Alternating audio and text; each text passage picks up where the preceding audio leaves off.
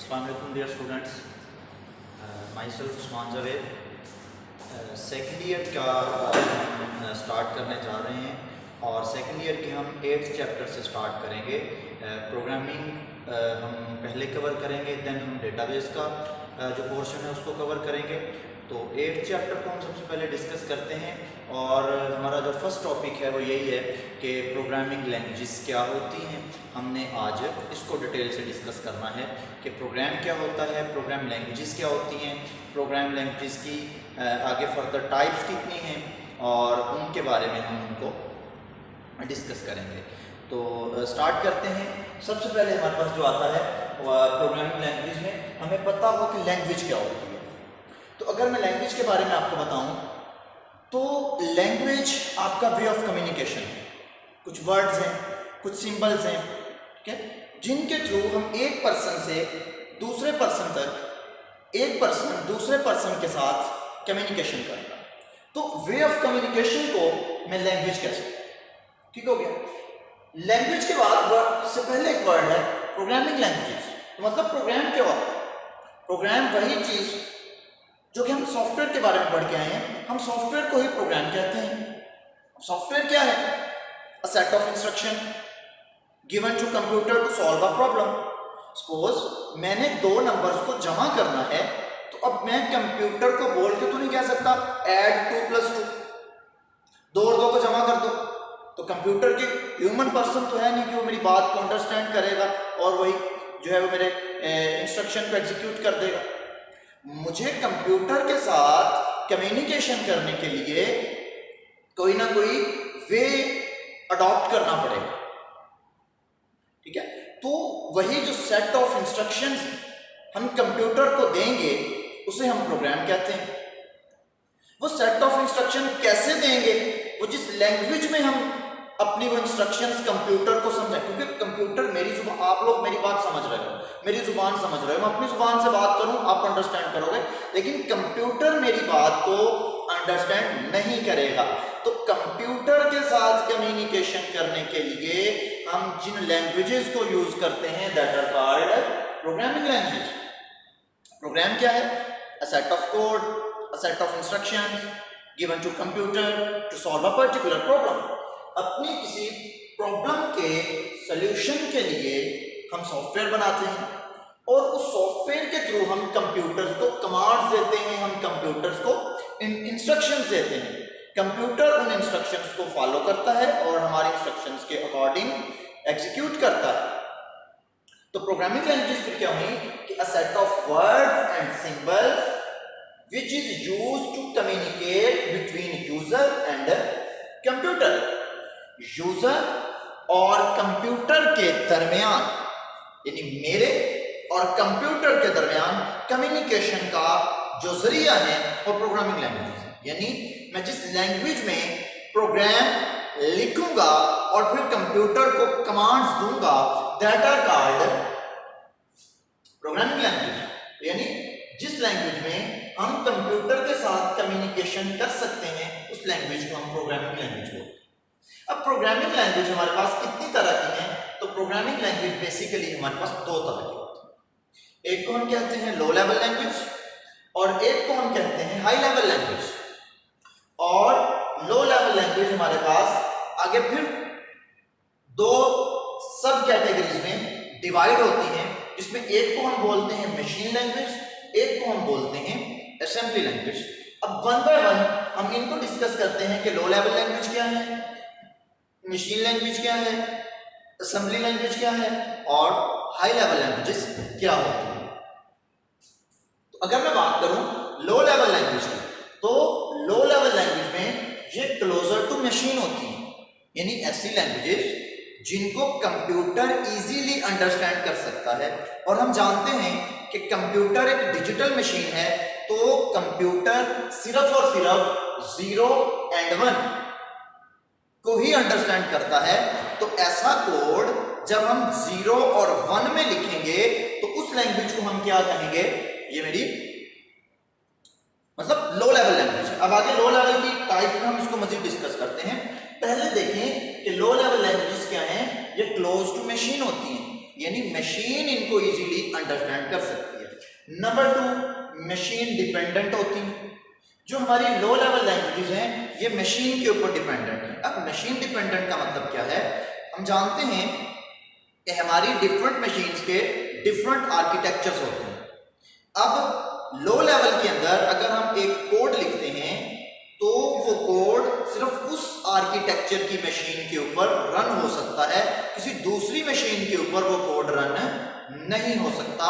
इसलिए हम इनको बोलते हैं कि ये लैंग्वेजेस मशीन डिपेंडेंट होती हैं, या मैं इनको कह सकता हूं कि ये लैंग्वेजेस पोर्टेबल नहीं होती। Number 3, difficult to understand by humans. अब सपोज मैं एक बात लिख दूं 101 तो इस तरह किसी आम बंदे के समझने में ये खासी दुश्वारी का उसको सामना आ सकता है कि ये 101 ये क्या है, ठीक है। लेकिन कंप्यूटर इस तरह की लैंग्वेज को अंडरस्टैंड करता है, तो हम इसलिए कहते हैं कि ये लैंग्वेज जो हैं वो डिफिकल्ट टू अंडरस्टैंड है बाय ह्यूमन। इनको एक इंसान इजीली अंडरस्टैंड नहीं कर सकता। And deep hardware knowledge required. अभी यहीं पे मैं बता के आया हूं कि प्रोग्रामिंग लैंग्वेजेस जो लो लेवल लैंग्वेजेस हैं इनमें कोड लिखने के लिए हमें मशीन के कंप्लीट आर्किटेक्चर का पता हो तो ही हम उसके ऊपर कोड लिख सकते हैं। अगर हम मशीन के आर्किटेक्चर को, मशीन के हार्डवेयर के बारे में हम कोई बहुत ज़्यादा हम अगर उसको नहीं समझते तो फिर लो लेवल का कोड लिखना थोड़ा डिफिकल्ट हो जाता है। लो लेवल लैंग्वेज की आगे फर्दर 2 टाइप्स होती हैं। इसमें एक को हम बोलते हैं मशीन लैंग्वेज, एक को हम बोलते हैं असेंबली लैंग्वेज। अब मशीन लैंग्वेज क्या गई, इसे हम कंप्यूटर की नेटिव लैंग्वेज भी कहते हैं। अब इसको नेटिव लैंग्वेज क्यों कहते हैं? क्योंकि it is the only language that is directly understood by a computer. यही वाहिद लैंग्वेज है जिसको कंप्यूटर डायरेक्टली अंडरस्टैंड करता है। इसके अलावा जितनी भी लैंग्वेजेस हैं सबको ट्रांसलेट करने के लिए किसी ना किसी ट्रांसलेटर की जरूरत होती है। लेकिन अगर कोड मशीन लैंग्वेज में लिखा हुआ हो, मशीन लैंग्वेज में बाइनरी फॉर्म में, बाइनरी में 0 और 1 की फॉर्म में, सपोज जो मैंने इस तरह लिखा, तो अगर बाइनरी फॉर्म में कोड लिखा हो इस कोड को कंप्यूटर डायरेक्ट अंडरस्टैंड करेगा। इस तरह के कोड के लिए ट्रांसलेटर की जरूरत नहीं होगी। इसलिए हम इनको फर्स्ट जनरेशन लैंग्वेज भी कहते हैं, क्योंकि ये डायरेक्ट कंप्यूटर के क्लोज हैं, डायरेक्ट कंप्यूटर के या मशीन के क्लोज होती हैं। इस वजह से हम इनको फर्स्ट जनरेशन लैंग्वेज कहते हैं, या हम इनको जो है कंप्यूटर की नेटिव लैंग्वेज भी कहते हैं। नो ट्रांसलेटर रिक्वायर्ड, ये तीसरी प्रॉपर्टी इनकी वही कि इनके लिए कोई ट्रांसलेटर रिक्वायर्ड नहीं होता। मतलब जब हम 0-1 की फॉर्म में कोड लिखेंगे तो कंप्यूटर उस कोड को डायरेक्ट एक्सेस करेगा। आगे हमारे पास आ जाती है दूसरी type, that is assembly language. What is assembly language? तो सबसे पहली बात, जिस तरह इसको हम बाइनरी लैंग्वेज कहते हैं, इसको हम सिंबॉलिक लैंग्वेज भी कह सकते हैं। अब symbolic language mean symbols and words use होते हैं इस लैंग्वेज के लिए। बजाय 0-1 की, 0-1 की बजाय हम कुछ सिंबल्स और कुछ 3 कैरेक्टर्स के कुछ वर्ड्स को हम यूज करते हैं इस तरह की लैंग्वेज को लिखने के लिए। और ये हमारी जो असेंबली लैंग्वेज है ये डायरेक्ट रजिस्टर्स के लिए लिखी जाती है, इसलिए हम इसको सेकेंड जनरेशन लैंग्वेज कहते हैं। अब सेकेंड जनरेशन इसको हम इसलिए कहते हैं कि इसके लिए ट्रांसलेटर रिक्वायर्ड होता है, इसको कंप्यूटर डायरेक्ट अंडरस्टैंड नहीं कर सकता। लेकिन अगली बात कि instruction consist of mnemonics. What is mnemonics? जो निमोनिक्स क्या है? अगर हम निमोनिक्स की बात करें तो सपोज जो सिंबल्स इस लैंग्वेज को लिखने के लिए, यानी या इस लैंग्वेज का कोड लिखने के लिए जो सिंबल या जो वर्ड्स यूज होते हैं उन्हें हम निमोनिक्स बोलते हैं। सपोज मैं इसके लिए क्या लिखता हूं? MOV। सपोज मैं इसके लिए क्या लिखता हूं? ADD। ये मूव करने के लिए इंस्ट्रक्शन को, ये एडिशन करने के लिए, ये SUB सब्ट्रैक्शन करने के लिए, MUL मल्टीप्लाई करने के लिए, ठीक है, सपोज AX BX, यानी ये दो रजिस्टर्स के नेम है, ठीक है, कोई भी वैल्यू देंगे कि वो AX से BX रजिस्टर में हम उसको मूव कर दें, या AX और BX रजिस्टर में जो दो वैल्यूज पड़ी हैं उनको ऐड कर दें। तो इस तरह की जो लैंग्वेज है वो आपकी असेंबली लैंग्वेज होगी, जिसमें हम वर्ड्स एंड सिंबल्स का यूज करते हैं। लेकिन ये लैंग्वेज भी कंप्यूटर डायरेक्ट अंडरस्टैंड नहीं कर सकता, सो इसके लिए भी ट्रांसलेटर की जरूरत होती है। अगले हम टॉपिक में ट्रांसलेटर्स को भी देखेंगे कि ट्रांसलेटर्स क्या होते हैं। अगर इसके बाद बात करें अब हम हाई लेवल लैंग्वेज की, तो high level language close to human होती है, यानी ये देखें लो लेवल क्या थी, ये क्लोज टू मशीन थी, यानी इनको मशीन इजीली अंडरस्टैंड कर सकती है।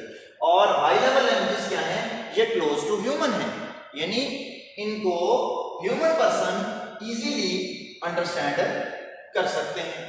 सपोज ये लैंग्वेजेस कैसी हैं, इन लैंग्वेजेस के लिए हम इंग्लिश लाइक वर्ड्स लिखते हैं, इसलिए मैं कहता हूं कि इनको कॉमन पर्सन भी अंडरस्टैंड कर सकते हैं, या ये इंसान के ह्यूमन पर्सन के ज्यादा क्लोज होती है।